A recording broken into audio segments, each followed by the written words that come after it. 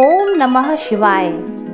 हरितालिका तीज व्रत कथा में बताया गया है कि देवी पार्वती ने इस व्रत का आरंभ किया था। भाद्र मास के शुक्ल पक्ष में तृतीया तिथि को सुहागिन महिलाएं और कुंवारी कन्याएं इस व्रत को रखती हैं। इस व्रत में देवी पार्वती और भगवान शिव की पूजा की जाती है। हरितालिका तीज के दिन सुबह में और प्रदोष काल में शिव पार्वती की पूजा का विधान है। इस समय देवी पार्वती संग भगवान शिव जी की पूजा करके हरितालिका तीज व्रत कथा का पाठ करने और सुनने का नियम है। इस कथा को सुनने और पढ़ने से सुख सौभाग्य की प्राप्ति होती है। हरितालिका तीज व्रत कथा।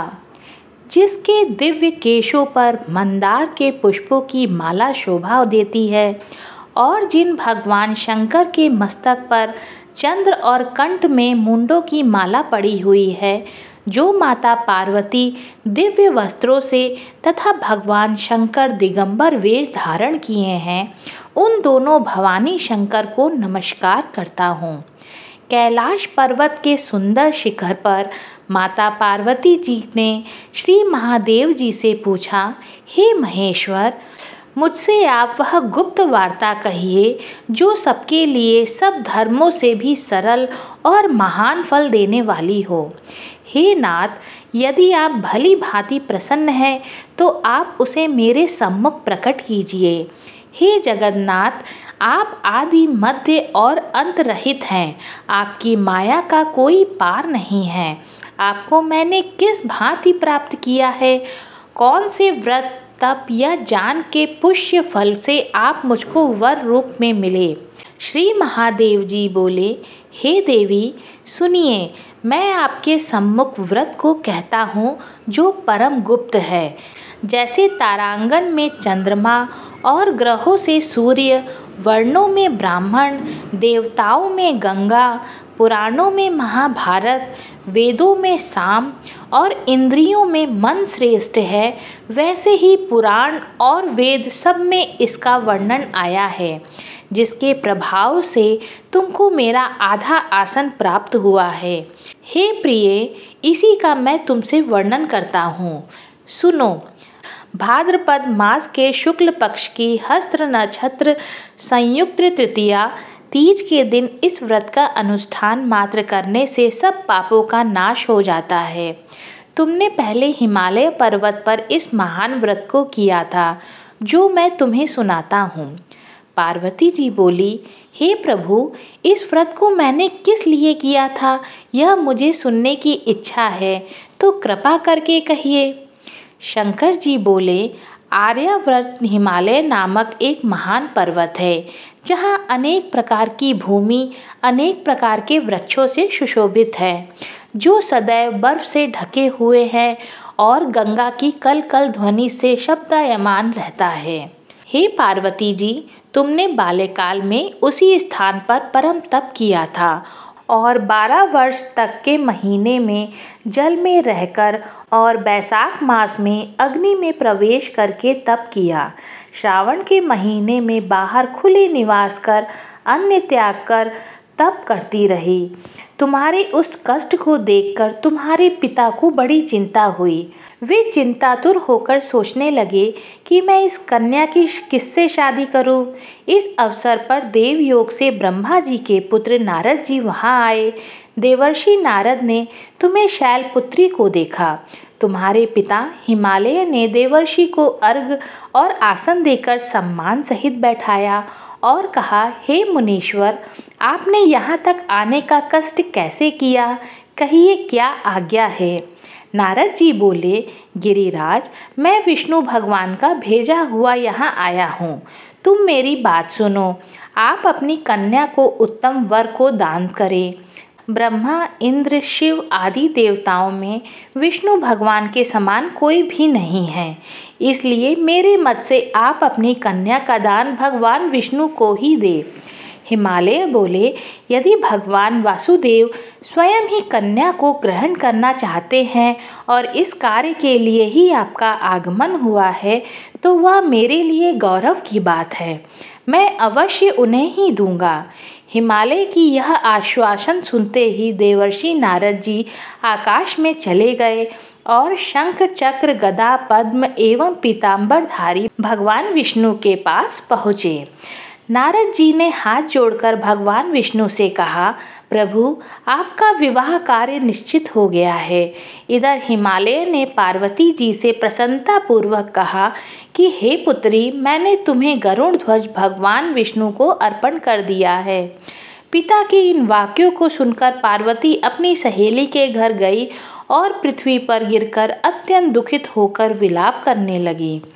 उनको विलाप करते हुए देखकर सखी बोली, हे देवी, तुम किस कारण से दुखी हो, मुझे बताओ, मैं अवश्य ही तुम्हारी इच्छा पूर्ण करूंगी। पार्वती बोली, हे सखी, मैं तुम्हें अपने मन की अभिलाषा सुनाती हूँ। मैं श्री महादेव जी को वरण करना चाहती हूँ। मेरे इस कार्य को पिताजी बिगाड़ना चाहते हैं, इसलिए मैं निस्संदेह शरीर का त्याग करूंगी। तब सखी बोली, हे देवी, वन को तुम्हारे पिताजी ने न देखा हो, तुम वहाँ चली जाओ। पार्वती सखी के अनुसार ऐसे ही वन में चली गई। बेटी को घर पर ना पाकर पिता हिमालय ने सोचा कि मेरी बेटी को देव दानव अथवा किन्नर हरण करके ले गया है। मैंने नारद जी को वचन दिया था कि मैं अपनी पुत्री का भगवान विष्णु के साथ वरण करूंगा।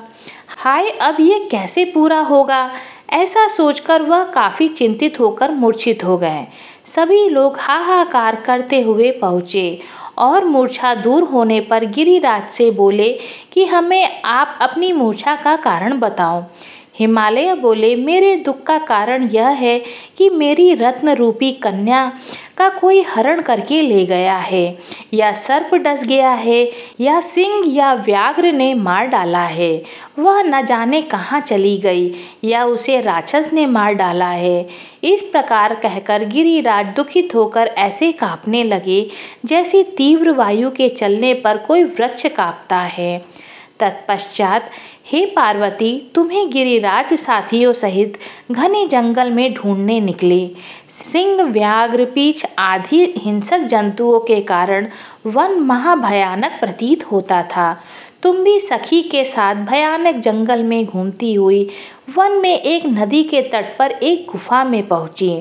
उस गुफा में तुम अपनी सखी के साथ प्रवेश कर गई, जहाँ तुम अन्न जल का त्याग करके बालू का लिंग बनाकर मेरी आराधना करती रही। उस समय भाद्रपद मास की हस्त्र नक्षत्र युक्त तृतीया के दिन तुमने मेरा विधि विधान से पूजन किया और रात्रि को गीत गायन करते हुए जागरण किया। तुम्हारे उस महाव्रत के प्रभाव से मेरा आसन डोलने लगा। मैं उसी स्थान पर आ गया जहाँ तुम और तुम्हारी सखी दोनों थी। मैंने आकर तुमसे कहा, हे वरानने, मैं तुमसे प्रसन्न हूँ, वरदान मांगो। तब तुमने मुझसे कहा कि हे देव, यदि आप मुझसे प्रसन्न हैं तो आप महादेव जी ही मेरे पति हों।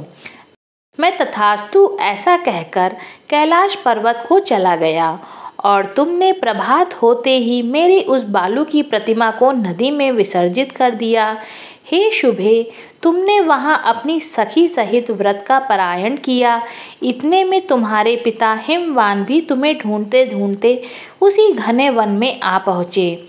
उस समय उन्होंने नदी के तट पर 2 कन्याओं को देखा तो वे तुम्हारे पास आ गए और तुम्हें हृदय से लगाकर रोने लगे और बोले, बेटी, तुम इस सिंह व्याघ्र युक्त घने जंगल में क्यों चली आई?